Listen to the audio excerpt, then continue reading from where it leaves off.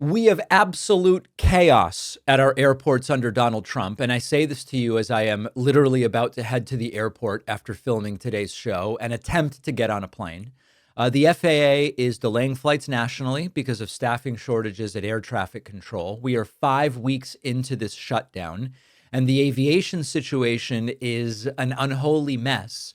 And Trump doesn't really care. I mean, listen, he flies around Air Force One, gets to go wherever he wants, whenever he wants to go there. It's sort of fine for Trump. So why would there be any sense of urgency to fix this situation? He keeps saying America's back, but our airports and FAA, ATC, it is all more broken than ever. But Trump experiences none of it at all.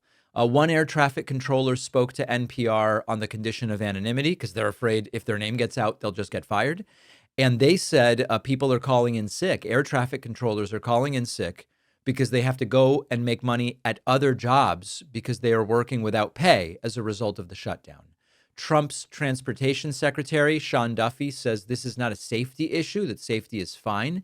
They are simply reducing capacity, although he is warning, even Trump's transportation secretary is warning that if this shutdown continues into Thanksgiving, it is going to be bad. Very, very bad. A week and a half ago, this morning, they're getting their pay stubs that they're going to get another big fat zero, no paycheck for the second time.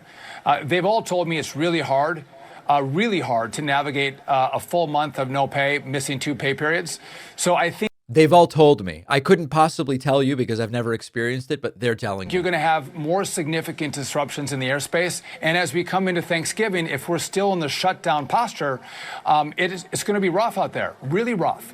And we'll mitigate the safety side, but will you fly on time? Will your flight actually go? That is yet to be seen. You know, he says, this is going to be rough.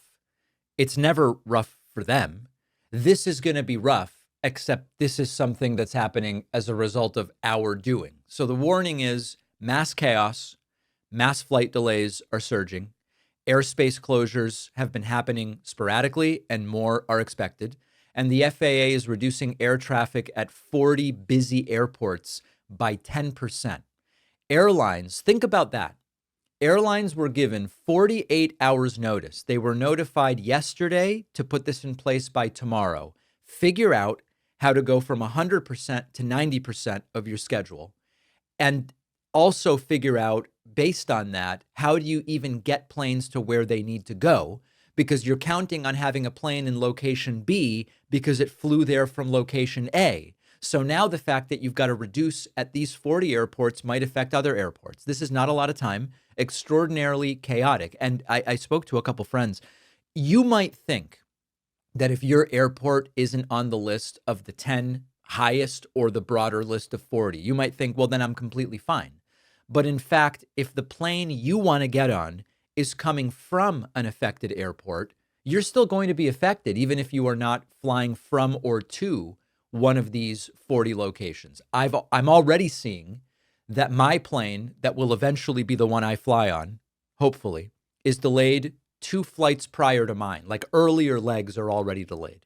So none of this is looking good. And there are air traffic controllers out there having to get loans from their credit union in order to pay bills. Some, as I mentioned, have taken part-time jobs. Now, the FAA administrator, Brian Bedford, said at a news conference, he has never once seen it this bad. The aviation situation is worse today under Trump than the FAA administrator ever even remembers hearing about. And it is all happening as we are just weeks from Halloween, from Thanksgiving, one of the busiest times to be traveling, when things often get crazy at airports anyway. So are we winning again under Donald Trump? How is any of this in the best interest of the American people? And I always try to be fair. You know, when something is happening and it really doesn't have anything to do with the president, I will tell you, right? Like if this air travel situation was because of an unprecedented number of storms, which of course Trump doesn't control storms, I would tell you this is going on, but it really doesn't have anything to do with the president. But this does. This is against the interests of the American people. It is a shutdown that was optional while Republicans control everything. And Trump doesn't seem to care about the shutdown. And he doesn't, as we're talking about today, he doesn't even seem eager to reopen. Now, there are some Republicans reacting online. I saw on Reddit and on X. Only liberal elites are flying around on planes. We patriotic right wingers are too busy working. This stuff doesn't affect us. So, well, hold on a second. Forget for a second that that's obviously untrue. People rely on flights to get to medical appointments.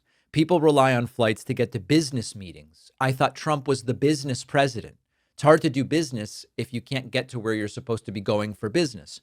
Even after 9/11, I had to go back to check if my memory was right, and it was. Even after 9/11, the FAA was not this hollowed out for so long. Even during the COVID travel chaos, air traffic control staffing didn't get this bad. And of course, if all you care about is the economy, right? If you're one of these, I just care about the bottom line economically. Flight delays cost billions, airlines lose money, workers lose pay, consumers lose time, tourism tanks, which is bad for the economy, business travel tanks, and the economy slows. So if all you care about is the economics of it, you should be very concerned. But we're supposed to believe that Trump is showing strength with the shutdown, right? How much more of this can we tolerate? Well, just wait until I tell you what's going on with layoffs. Thanks for watching. Check out another one of our videos and make sure to subscribe so YouTube keeps our content in your feed. And if you prefer audio, subscribe to the podcast on Spotify or Apple.